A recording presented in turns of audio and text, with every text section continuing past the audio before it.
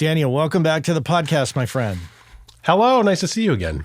Nice to see you. Audience, I don't want to leave you out of the conversation, but basically Daniel and I just saw each other because I was up in the Seattle area, traveling around, seeing former guests and doing college tours with my youngest. And check this out. This is how cool Daniel is. I land at SeaTac, and we can't check into our Airbnb until 3, and it's in the morning. And I'm like, shit, I wish we could stash our bags somewhere. I'm a little concerned about my laptop getting ripped off out of the car. Rightfully, yes. I've lived in San Francisco and Oakland. I play by city rules. I think, who do I know in Seattle? And I realize, oh my gosh, I know so many people in Seattle. But the first person that I reach out to is Daniel, because I was like, I know Daniel well enough that I feel comfortable asking him this, and he let us stash our bags at his beautiful studio, which that led to a studio tour, which we'll get into in a minute.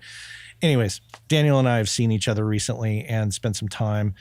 So I'll put a link in the show notes to the studio tour, which we will discuss. So jumping in, I think as a level set, let's just do a state of the state. Tell us what's going on. For those that don't know you, for those that don't know that you did an episode 8 years ago on episode 179. Link will be in the show notes, folks. You can hear the origin story, but a lot of shit has changed in 8 years.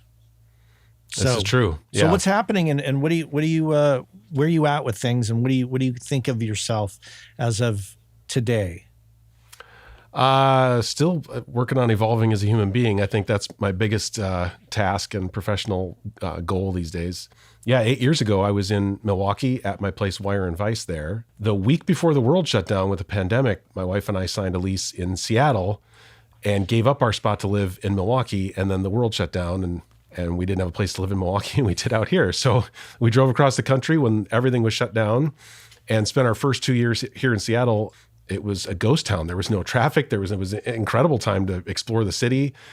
We went hiking every day. We live right near the Puget Sound, so we were walking to the water every day. And we spent the first 2 years here isolated like everyone else. And Seattle obviously was holding on to masks and all of that much longer than a whole lot of other parts of the country, including Wisconsin. So it took a couple years for us to come out of our shell, but we've been here now 5 years as of last week, 2 weeks ago. Yeah, 5 years.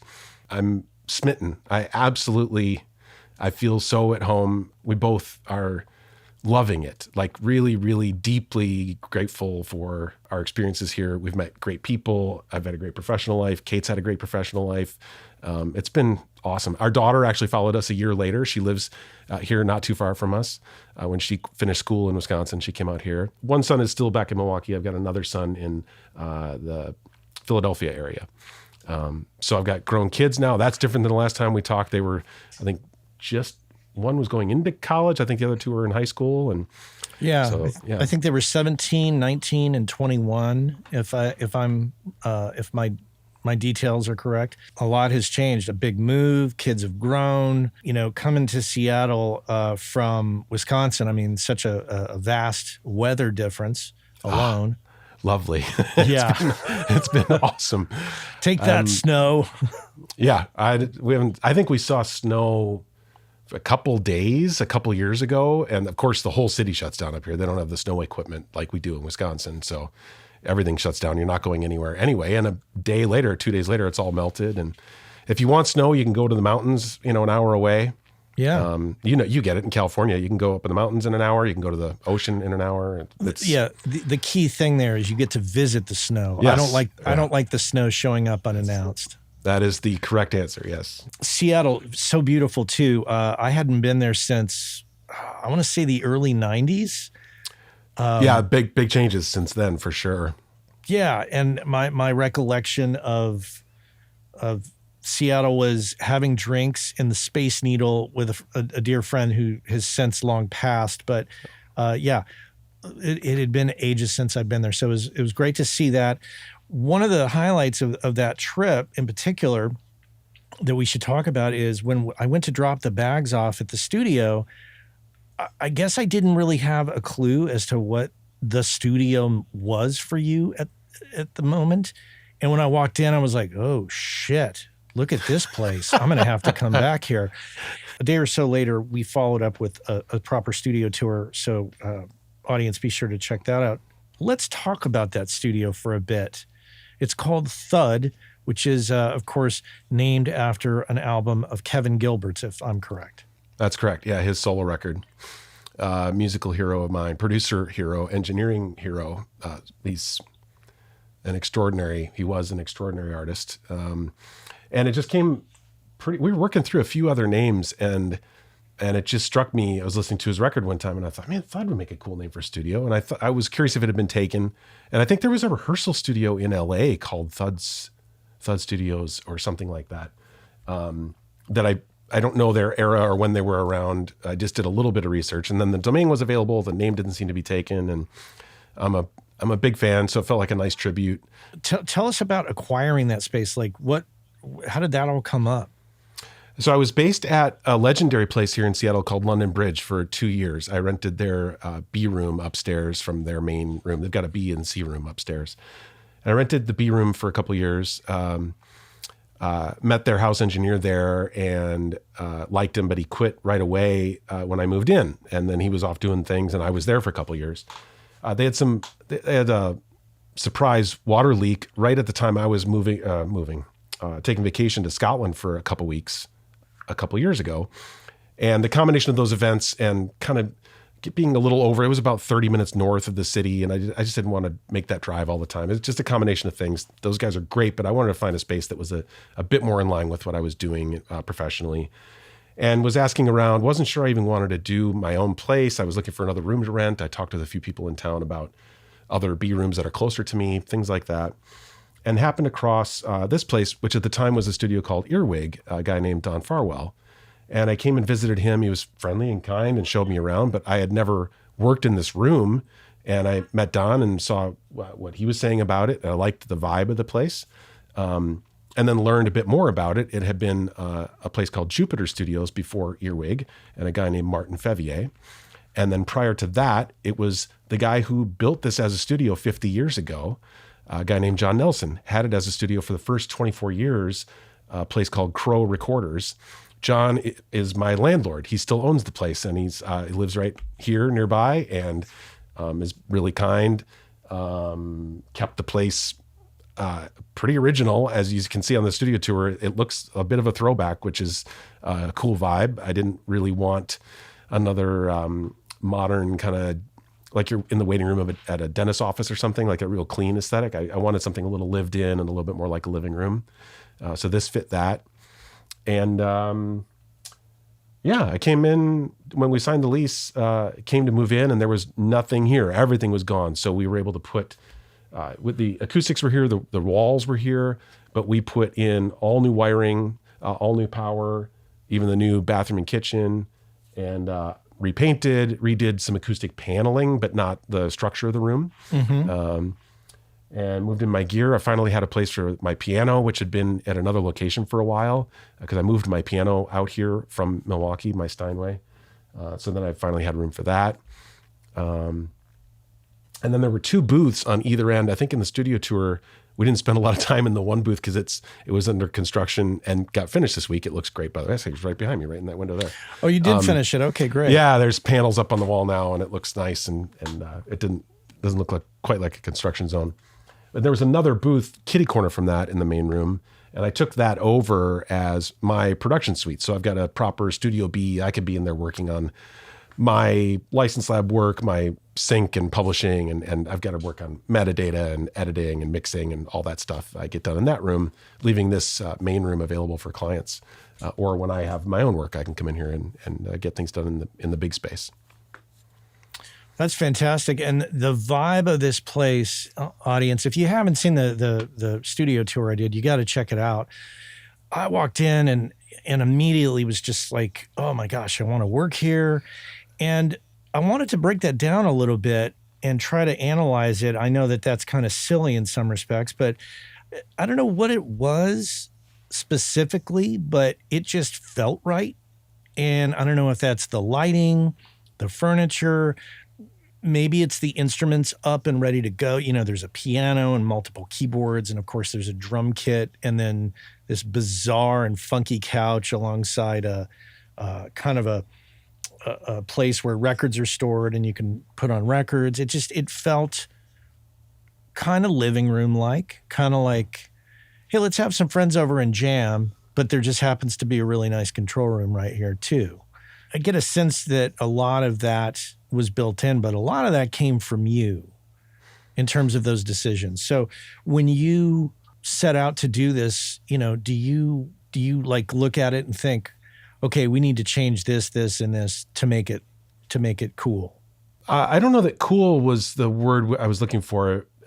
And it's definitely not silly to talk about. Like you opened this by saying it's kind of silly. I actually don't think it is at all. I think it's actually pretty vital if you want an inspirational place to work and to create and to make music. I still view studios as a protected, deeply spiritual place. It is, I think, the environment that we surround ourselves in contributes so much to the work and your mood and people wanting to be there, hanging out, making music.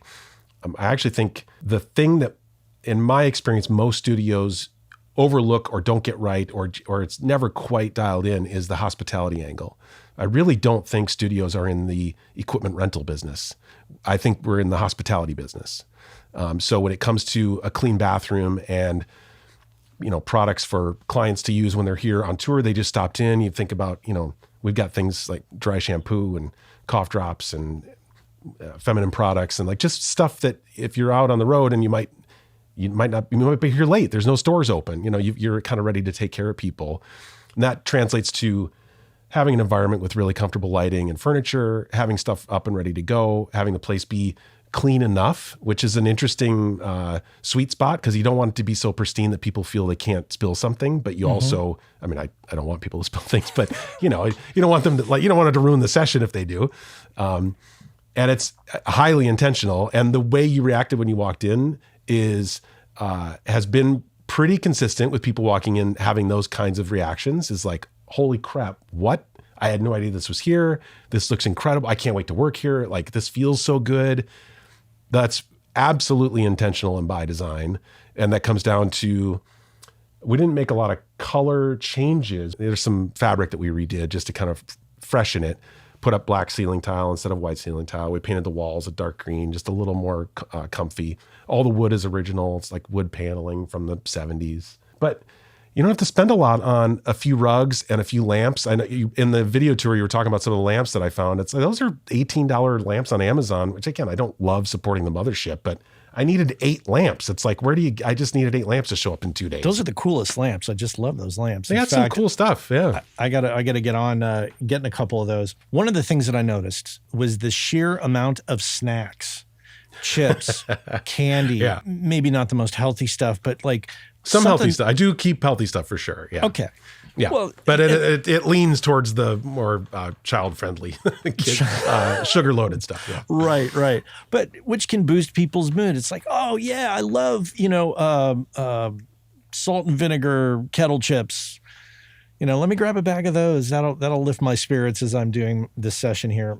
Dry shampoo. That's kind of a surprise. I've never used dry shampoo, so I don't really know how that works. Oh, it's just if you don't have if you're on tour and you need to, or people are here for a video shoot and they're like, oh, I just need to quick do my hair, or that type of thing. We just have stuff able to think of it as like a small concierge from a nice hotel, like that type of vibe. And your mention of feminine products. I mean, yeah, of course, right? Yeah. Women coming off tour, it's like support the artist here in food and health and making themselves feel comfortable. Yeah. And I think that's super duper important. But when it comes to like the lighting and stuff like that, I mean, is it just your aesthetic? Am I just observing like, this is Daniel's aesthetic? I think so. I kind of took the lighting project by the horns and just I'm a kind of a snob about it. My brother actually, has been a lighting designer, a commercial lighting designer and supplier. He's actually, I'm going to get his title wrong. He's a mucky muck for the whole West Coast of the United States for a massive lighting supplier. I love you, Mark. I'm sorry I screwed up your title. Yeah, he's probably Chief Mucky Muck. So yeah, he's really Chief Mucky Muck. Yeah, but he's a big deal, and so lighting to me is always a little bit of a tribute to him. And I started my career on the road, and I had a deep respect for lighting designers. And I just, even at home, it really extends to our home life where we've got a nice patio in the city, and I like having the lighting dialed in. You know, it's like you got nice globes in the planter boxes, and you've got recessed lighting kind of accenting the right things. And it just puts you in the right mood, much like, I mean, it's tied to exactly why I've got the candles around that I sent you one of those candles. And it's like, that's part of the vibe. When people come in, they're like, why does it smell so good? And I'm like, well, let me tell you about these candles. I mean, that's a whole nother thing. Let me tell you about these candles. Okay. Yeah. So if you're watching on YouTube. I didn't mean to make it such a sales pitch, but it is like, it's very, that's really intentional. Like putting that stuff around the studio is a big deal. So yeah. Okay. So and this is just a little plug for that's Daniel's my wife's candle. Yeah. Wife's company. And, this is flooded with nature, so that's a great scent, I have to admit. Are you liking it? Oh, I do. I really Good. do. I think I chose correctly. I've actually got a studio specific one coming. I'll send you one of those soon too. So flooded with what? Music? I think it's going to be music or maybe inspiration. I'm not sure yet. Yeah, but okay. something related to the creative endeavor. Yeah. Let's table that for a minute, because I do want to come back to that, because I think that's an interesting thing. But I do want to talk about that as well in the terms of, and the reason I want to talk about these things about studio aesthetics is because I think as audio professionals, I think most people would agree with me. We get so caught up in the gear choices, and sometimes the aesthetics don't come naturally to a lot of us. I'm not going to say that we ignore it, but I think I can get caught up in indecision about lamps, for example. So when I see something I like, I'm like, oh shit, I like that. I'm going to get that. But it's also the same with, it's an aesthetic. It's you walk in, you feel good, things look good. But it's, as you mentioned, you asked me during the studio tour, you're like, how does it smell in here? I was a little confused by your question at first. Yeah, it was awkward. I'm sorry. I was like, why did you just pass gas? No.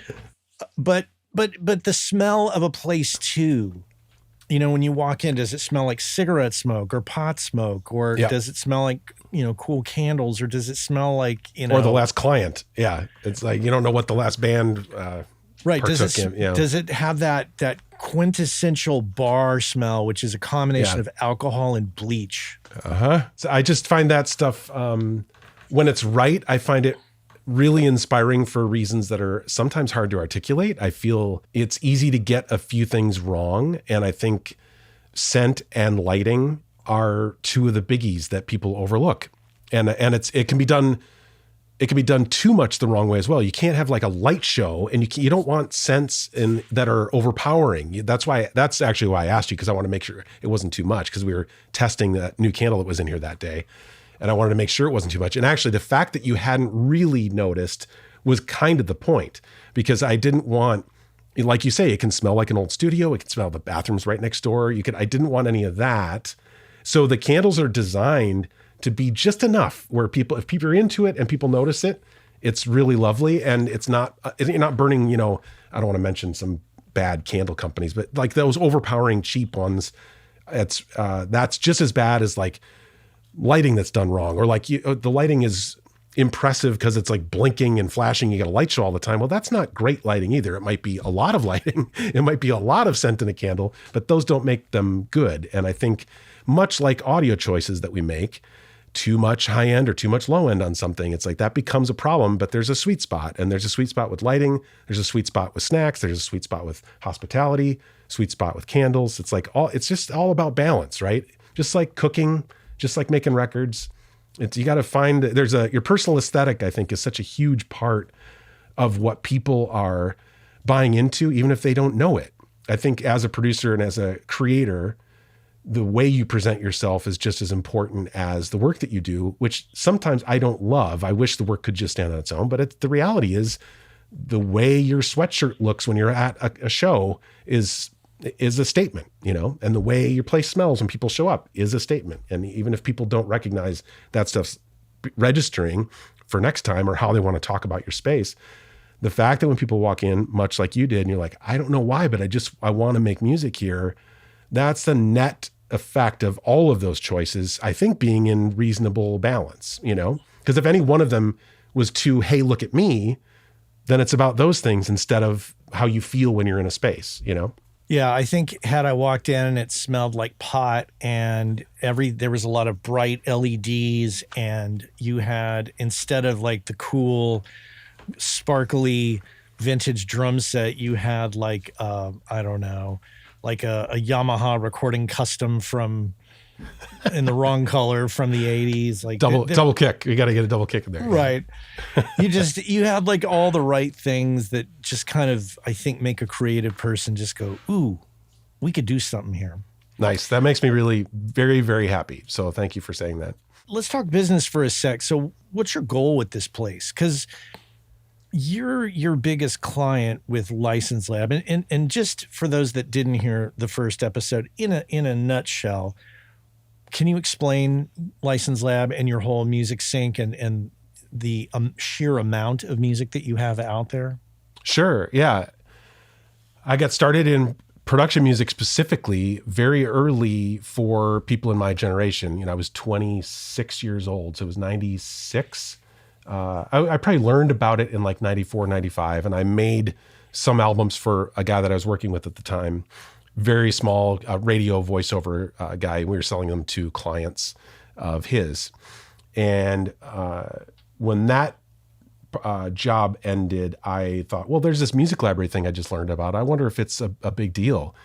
So I sent, it was pre-internet, so I sent demo CDs and a whole package to a few companies around that I found. I don't even know how I found them. It must have been like the production music guide in Mix Magazine when that was a thing or something like that. And I was pretty precocious, 26, 27-year-old. And I was just like, yeah, I can make my own music library. So I got into this really early, so much so that now I'm well over 10,000 songs as a songwriter, co-writer. I didn't write all of those myself, solo, but I co-write with a lot of people. But there's like 10,000 songs in the last 30 years that are earning royalties all over the world every day.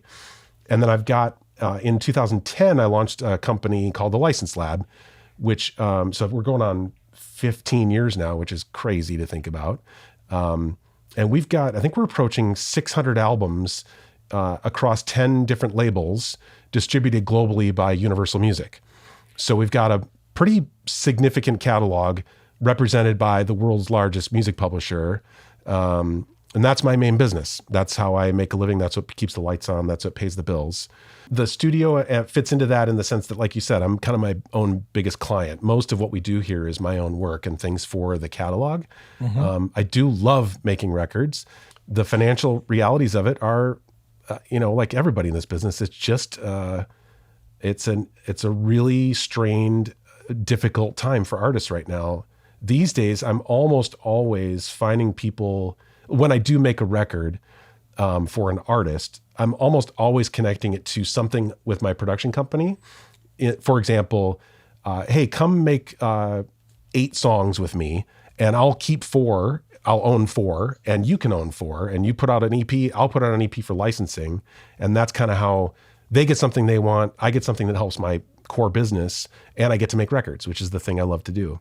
Those opportunities are not, I'm not doing that many of those, but when I do work with artists these days, that's usually what it looks like. Most of what I'm doing is my own projects. I'm producing my own things for one of our 10 labels, or I'm still doing some mixing. I still mix some jazz records, and some kind of left of center indie pop stuff is kind of where my focus has been. Still love that part of the process, but it just doesn't pay the bills. I just do it because I love it, I think you're also in a bit of a transitionary period with Thud and trying to figure out, like, you know, License Lab versus Thud versus, like, how does that all land for you? Where's your head at today with it?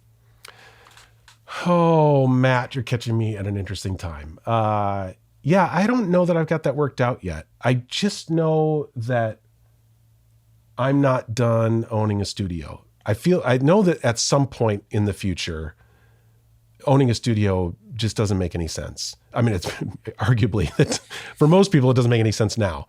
I've got enough work going on that for me to use another studio, even 6 days a month, which I need about 5 or 6 days a month in a live room, like not my laptop with headphones, but like in a room like I've got here that you could see on the studio tour for people that are listening. Drum set, keyboard option, like acoustic pianos, multiples and things like that. I need that 5 or 6 days a month. And to get that in a room this size with this kind of equipment would cost me more than having it all month when I'm paying the rent here at this building. So I thought, let's just put it all in one space that I know. And so for right now, that still makes sense for me. And I've got time available for people that want to come use it.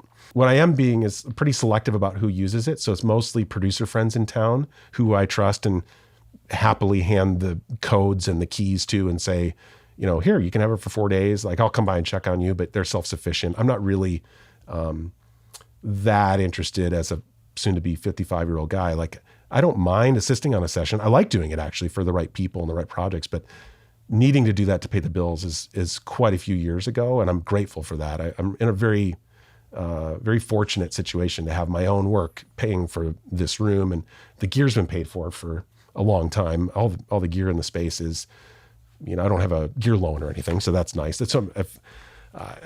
When I add a console, if I add a console, I should say, that'll be the only thing I still would put out in front of me is like a modern large console. But that'll depend on if I keep this going for a while. I've got options on leases here for another decade, so I can stay for a decade if I want.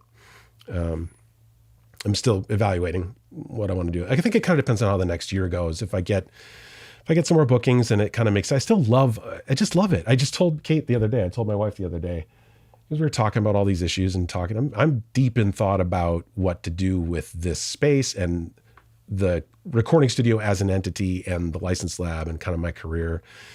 And just the reality of being, like I said, I'm turning 55 and I still think I'm relevant enough. I'm still making a living, obviously. And there's certainly things to be recorded that aren't hip and cool that I don't understand. There's kids making music these days where I go, that's incredible. I have no idea what you're doing. I'm not the right person for that, and I respect it and love it and want to support it. But I'm recognizing like there's more of that coming. And at some point I don't want to work this hard. And like, what am I going to do? The studio is still the place I feel the most myself. I thought that when I went to I don't remember if we talked about this last time, but I went to a school in Ohio called the Recording Workshop. I graduated in 1990. And the minute I walked in their control room, this is 35 years ago. I remember this, the minute I walked in there, I was like, I'm home. This is what I'm going to be doing the rest of my life. I knew it the second I walked in. Is that, that's Chillicothe? Yeah. How do you say Chillicothe? Chillicothe. Yeah. Chillicothe, Ohio. Yeah. Yeah. I just knew it immediately, and the feeling has never left me. And I just was talking with Kate about that this week, that when you're looking at options with the studio and what do I do? It's like, I'm my happiest here. I love studio life so much. I love people who live in studios. I love artists. I love songs. I love music. I love the creation of it. I love the tools. I love the jokes. I love the inside stuff. I love the history of this industry. I was born in Iowa, but I was raised in Waukesha, Wisconsin, which is the home of Les Paul. And it has always hit me. I just feel a deep connection to the guy who invented multi-track recording and the electric guitar. Grew up a mile from my home. It just, something in the water there bit me very early. I didn't know what to do with it until I walked into that control room in Ohio for school. There was no industry in Wisconsin to speak of that I could connect to. And I learned all of that, the history of the industry, much later. But I just feel a connection to that. And I just live and breathe it. I just love this so much. I can't imagine giving it up, but I feel like it's, someday you got to move on and do something else. So do you have a concern ever, especially turning 55 and I'm 55, that you've got to be more choosy about your decision-making when it comes to all of this? Because let's face it, and I've said this before, and I know some people might think it's macabre to say it, but you've eaten more breakfasts than you have breakfast left to eat. Yeah. To put it bluntly. Yeah. So the time you spend in the decision making about where you spend it it's interesting. I think I feel that I'm a little more choosy. Do you feel that way? It's interesting. I feel like it's kind of diverging and going both ways depending on what I'm choosing. There are some decisions I feel way less attached to and have just kind of released it to the universe. I'm like, I kind of don't give a shit about some things. And then there's other things I really, really care about. And I think both of them are kind of related to the concept of wasting time. Like I just don't want to waste time. And that can mean running down a path, working with someone creatively where you're like, when you recognize, I think recognizing earlier that things aren't going to be either a long-term relationship or it's not being fruitful, I'd rather cut it off early and just not waste time with it. And you try to be kind about it. You can't be a jerk, and people are still, especially when you're working with artists, young artists, all their dreams are in front of them. And we have a pretty sacred role of not destroying some of those young dreams. Mm-hmm. Especially that's when you get into, especially the way some people in our industry act towards other people, male, female, when it crosses even sexual boundaries in the studio. And it's like all of that stuff, aside from the illegality of it and the gross morality of it, the thing that just destroys my heart is seeing people's dreams die because of an experience that they had with someone, and that is just unforgivable. I think it's so crass to not think about that stuff and the way that we interact with people, how that might affect their future dreams and their future successes. So that's part of the wasting time thing when I come to deciding what projects to work on, or I say no probably more quickly these days. Cause I'm like, yeah, I don't want to do that. It's not right for me. I'm not right for it. I almost always have another idea about somebody they could work with. Like this would be a much better situation for you. Here's somebody I can introduce you to. I've always been down to do that, but I feel like that's coming on more so as I get older, is being really choosy about what I work on. There's a great book. Do you know Derek Sivers, the CD Baby founder? Yeah. He has a book. I think it used to be called Hell Yes or No, something like that. Yeah. And the idea is like, unless you can jump into an idea with like this is a no-brainer. I love this. I'm passionate about it. It's an absolute yes. Unless it's that, then it's a no. If you're not feeling 110% about something, you should pass on it. And that's been really instructive for me these last few years, post 50, when you pass 50, you're like, I'm probably over halfway done. So what I want to spend my time doing. And then the inverse of that is I actually find myself caring less about, I think I posted something on Blue Sky this yesterday or 2 days ago about mic choices, and caring way less about mic choices these days. I remember 30 years ago just being so wrapped up in like, no, it has to be this microphone, this microphone or this preamp. And it's like, it just almost never matters. The type of microphone might matter. Like you might want a small diaphragm condenser versus a ribbon for some reason. That might be a choice. But like when I'm working, especially if I've got an assistant that I'm working with that day, I go, I don't know, surprise me, pick something and put it up. I don't want to waste time.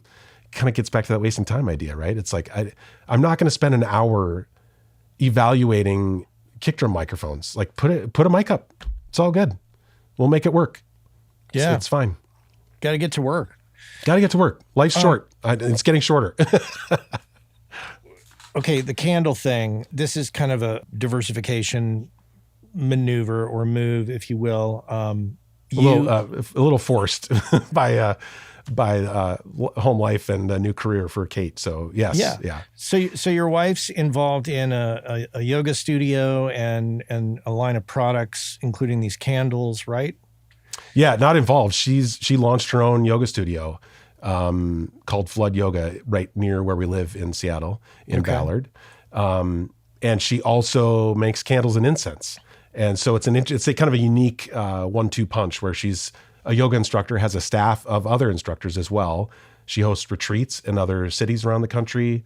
And then the candles and incense, we have all 5-star reviews on Google, getting compared to like some ridiculously expensive brands that are super hoity-toity. She's really talented at it. And everyone's kind of like my thing where I'm like, do I make records? Do I do production music? Do I own a studio and want to, it's like, she's also dealing with that where it's like, do I make candles? Do I focus on yoga? Do I focus on retreats? But you're so involved. we kind of have a lot of it. I'm involved in product design for Flooded With, our product line, the candles and incense. And I have been involved in launching it, but it's her baby for sure. And she's got a rabid fan base of people that are big fans of her style. And very similar to here, we took a lot of time and care in setting the environment. And the compliment we get all the time when people walk in is like, this feels so different than any other yoga studio. It's like, well, lighting, sound, scent. I actually, my studio, there's a little crossover here with the studio world because I was like, this space that she's in, I thought we could do some live music performances as a part of like kind of the experiences there. But it was a concrete floor and all drywall walls. And yoga studios can get away with a lot acoustically. You don't really mind. I don't even think people notice consciously. But I thought, I'm gonna treat this room acoustically so that people respond. It feels cozy, and we could do some performances and things like that. So I got some of that fabric mate wall track, the plastic track that you can tuck fabric into. Yeah, and covered one whole wall with Guilford of Maine fabric over 703. I get super, it's a yoga studio, but I got super geeky about the acoustic treatment. And we get compliments on it all the time. It sounds great in there. So that's fun. I'm going to come back to the acoustic aspect of the space in a minute, but are there lessons that you have learned in your travels in music studios, et cetera, that you are able to relay to Kate about what she's doing? Yeah, I think so. She comes from the corporate world, which I've never been in. So it's been an interesting blend of skill sets and horror stories, right? So deciding who to work with, who to bring on board on your team, that's been an interesting combination of both of us. She had opinions from the corporate world that are pretty well established, and I had a much more hippy-dippy creative side that I thought was worth considering. That's been instructive for some choices that we've made with people that we work with. I think, Wire and Vice in Milwaukee, my former studio, I owned the building.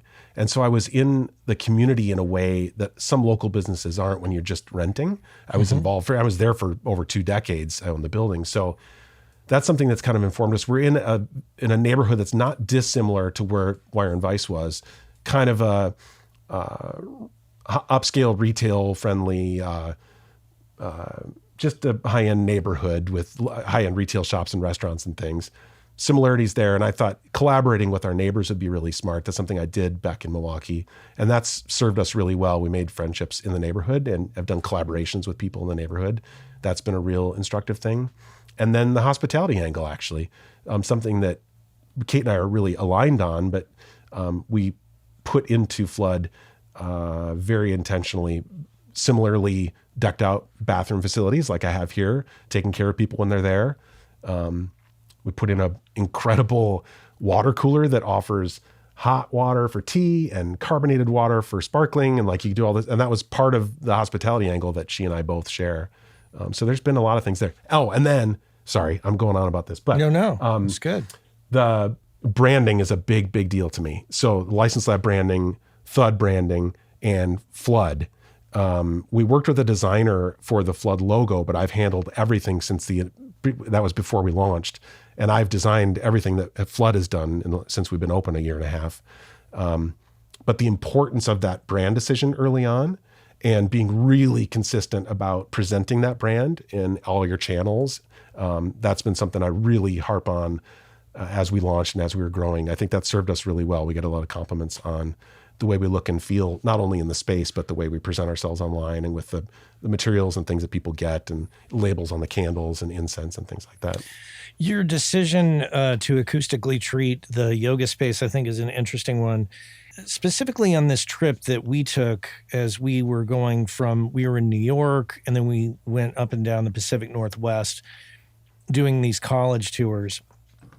And typically in these college tours, there's two elements to it. There's the informational presentation where you're in a room with a rep from the college who's telling you all about the college and, talking about enrollment and cost and the stats of the college. And then you're generally doing a walking tour of the campus with generally a student. The presentation aspect, in particular to the informational part, we were in a range of spaces, and you either get people that they're in spaces that make you zone out because the space is just too cavernous or just doesn't feel good. It feels like, oh, they threw some chairs in here and, put up a screen and that's it. And whereas some spaces, like we went to University of Oregon, holy shit, they clearly have some money there because beautiful big screen, theater aspect type room, well mic'd. The sound system sounded excellent. Like, I know no other parent is probably tuning into this stuff except me. But I bet they were without even knowing it. I think that's kind of the whole key, right? And some of the guides would carry around these little portable, like, kind of headset mic things with a little speaker. Yeah. Some of them would talk too quiet, and you're like, you can't hear a word they're saying, and it's like it's going right over your head. You're like, I don't even know what this person's saying. They're talking at their lowest possible volume, and there's leaf blowers and other stuff going on around you, and you're like, what did they say? Yeah. So this is just an aspect of our business that I think a lot of us are tuned into. When someone does a verbal presentation, like a yoga session or any kind of thing akin to that effective communication that is complemented by the acoustic treatment or the way a room is set is so, like, key to me. And like you say, I think a lot of other people just who aren't like us subconsciously are tuning in or tuning out. I agree. Yeah, I think the only difference is you and I might know the how and the why it's done, but I think everyone is affected even if they don't know why. If you can't hear the speaker, if you're uncomfortable, if you're losing your way in the presentation, all that stuff speaks to environmental concerns and, people's comfort, the legibility of a speaker, the temperature in the room, the lighting in the room. If you're showing materials, can you read it? All that stuff affects everyone, whether they know it or not. We've talked a lot about details in this conversation that I think as audio professionals, we definitely can't just assume that we can throw the mics up and that's it. We should consider these other things to make people feel comfortable, to enable better communication. You don't want to enable a better performance. Enable a better performance, right? If the artist feels uncomfortable, they've come off the road and they feel, grimy, and, they show up to a studio where the headphone system sucks and you've got attitude, there's no snacks and everything's closed. Like all this stuff matters. Yep. And I think it's in all of our best interest to pay close attention to it. And being at Thud was just a reminder to me about all this stuff. That makes me really happy. Yeah, I think you've got a winning formula there on your hand in terms of a space and a vibe. And once again, audience, you've got to check the studio tour out. And I know it's not even going to do it justice. You've got to show up in person to see this place because it's just fantastic and feels great. Well, for anybody in Seattle, especially for piano sessions, I really like when people come by and try the piano before they book the studio. So if anybody is in the area and wants to, I'm always happy to show people the studio. So anybody can reach out through the site, and I'm happy to show it off, for potential clients but especially if you're going to play the piano on a session, it's such a unique, personal instrument. People really have to respond to it and like the way it sounds in the room. So I'm happy to do that and like hosting people. So. Did you sell the building in Wisconsin? Yeah, I sold it to a friend who left a big corporate job. It's the guy that I started on tour with right when I left school in 91. He and I were on the road for 5 years together, and our sons ended up becoming best friends. It's such a great story.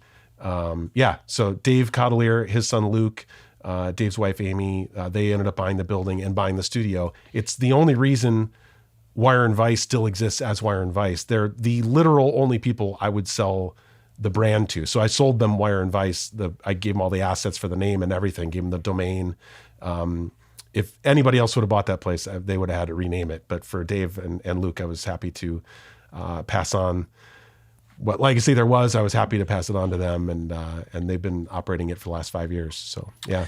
Yeah, and before we wrap up, I want to touch a little bit on relationships. Our business is built on them, and I'd be curious to hear kind of your perspective. Relationships come and go, and sometimes we have conflicts, and we have our moments of great highs with people and our great lows with people. And I just wanted to hear your perspective as an almost 55-year-old about relationships and the world that we run in. When it comes to professional relationships, there's an aspect to, and I know you deal with this in as many paths as you cross in the industry, and you run into people at trade shows and you meet quote unquote famous people. Obviously, if you're in this business, you know famous people, you've worked with them. Most of us have on some level. But there's an element to relationships in this business that I feel like we conflate intimacy, creative intimacy, with personal and like we're actually friends. And I feel like a lot of times people, and I absolutely have been guilty of this. I'm not putting this on everyone else is doing this to me. I'm usually the person that's got this wrong. I've kind of overstepped, like I'll meet someone that's like, quote unquote, a level above us, or like at the next stage of your career or something. And you get on for a minute and you're like, oh, we're friends now. I'm at that level. And then you realize pretty quickly after reaching out a couple of times, you're like, I look like a rank amateur by reaching out to this person. I've been bit a few times by that. And I know people have reached out to me assuming I've got answers to some question they've got, or I've figured out some key to the career and they want answers or they want to hang out. And sometimes you can't get back to everybody. And sometimes you can't be that person. You can't mentor everyone. It's just a challenge when you mix the creative life with personal feelings. And I'm always learning. I feel like I didn't answer your question, but I'm trying to figure it out just like you are. No, I just wanted to know your perspective. The relationships are everything. They really are. Yeah. Much more so than any gear choices. Or it's actually the number one thing I tell like young people that are asking me for advice. I'm like, get either a human relations psychology degree or a business degree and do all the audio stuff. You can learn all the audio stuff with mentors and YouTube and buying gear and trying stuff. You don't need school to tell you about input impedance and things like that. The things you need help with are personal relations and cash flow management. Like those are the things that really matter in this business. Oh my God, you're striking a chord here. Yeah. You're so right. The gear and the techniques, those will come and you can look all that shit up, and especially now, but man, relationships and cash flow. So funny. I'm in a strange position. I'm sure I've mentioned this on the show before. I know a lot of people who don't like each other. Like I'll know the two persons involved. These two people don't get along, but I get along great with both of them. And I have to, it's not a cash flow. It's a relationship flow kind of challenge. And you just learn that, okay, well, we're not going to talk about that person with this person. And we're not going to invite them all to dinner either. Right. Yeah. I'm always learning. I'm always fascinated when you learn about people that you hear a different story about someone. And the thing, I think the dividing line for me when it comes to someone's character, when I'm meeting them, if they start talking shit about someone, it is such a reflection on them and not the other person. And I think anybody that believes something that you hear about someone that you know and without confirming, it's just not a good look. People are complicated beings, and there's a lot of layers to this business there's just a lot more going on here interpersonally than if you own a car wash. It just isn't, it's not the same kind of thing. So feelings get hurt. Envy comes into play, professional, people climbing the ladder, stepping over each other. It's just a part of the business that it sucks. I hate it, but it's a reality. And sometimes figuring out who those people are, that's something I've gotten better at as I've gotten past 50 is like, oh, this person just wants access to the Rolodex, to use a 50-year-old term, They're not really that interested in the work. They're just kind of looking to level up. And I mean, I get it, but also it's kind of a turnoff these days. Like I'd rather just hang out with good people and make music because we love it. And success is so hard to engineer anyway. You may as well just enjoy the people you're working with and enjoy what you're doing. And any success that comes along is just gravy. As long as you're paying the bills, it's like, that's all any of us should hope for, or I think should aim for, Yeah. It's funny on LinkedIn and specifically, I get a ton of, requests because, I put that out there in many of the end of most of the shows for the lifetime of the show. And so I'm generally pretty accepting of who I'm adding to the circle of LinkedIn friends, quote unquote. But sometimes, and you could see it in their title. It's like, music something, recording something, and you're like, oh, yes, of course. But then occasionally you get one and you're like, okay, this one says that they're great at, WordPress or SEO. And you're like, cautiously, I click it. And then like within minutes, hey, Matt. Yeah. I was looking at your website and I think you're doing it wrong and I think I can help you. And you're just like, oh, fuck, come on, get out of here, buddy. I'm just like over it really quickly. Wait, imagine doing that with clients. Like I heard your last record and it sucked. I'd love to make your record better. Right. Like, you think that about some records, but like you can't approach people that way. It's just not, you're not going to land a lot of business by telling people how bad they have been, No doubt. Okay, so one last thing is before we go.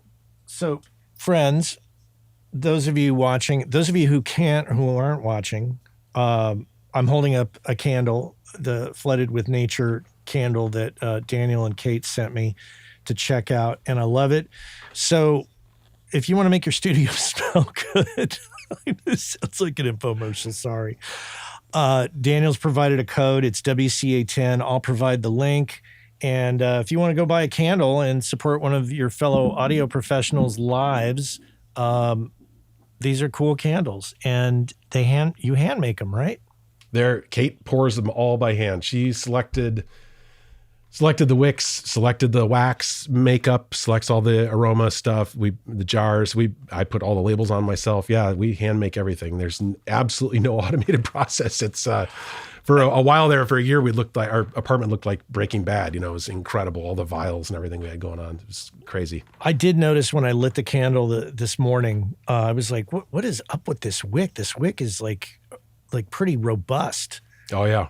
And there's soy and coconut combinations in there. Yep. So anyways. Yeah, I didn't mean to make it like an infomercial. I really did want to know what you thought of how the studio smelled. That was the candle that was in here when you were here for the tour. We're doing a bit of a R&D for a studio specific, so there'll be a Thud specific candle soon. So. A Thud candle. Well, and then also it's so much better than like going to CVS or Walgreens and getting one of these overly perfumey, smelly things. Yeah, this is not that. No. Well, that's super cool. Well, I'll put a link in the show notes for those that want to buy candles. Thanks, buddy. It was great to be in Seattle. Great to see you. Thank you for, not turning me away when out of nowhere I'm like, hey, I'm at the airport. Can I drop my shit on your door? Happy to help out. No, not a problem at all. I was like, wow, Daniel said yes. Okay, this is good. We're not going to get our shit stolen. I think you asked if you could drop it at my apartment or the studio, and then we looked up where you were staying, and it was so close to the studio. I was like, this is amazing. Yeah, it was just strangely right around the corner, which was bizarre. So it worked out. Well, fantastic. Great to see you. Take care, and thanks again, man. Thank you. Appreciate the time. Thanks, buddy. All right. Talk to you later.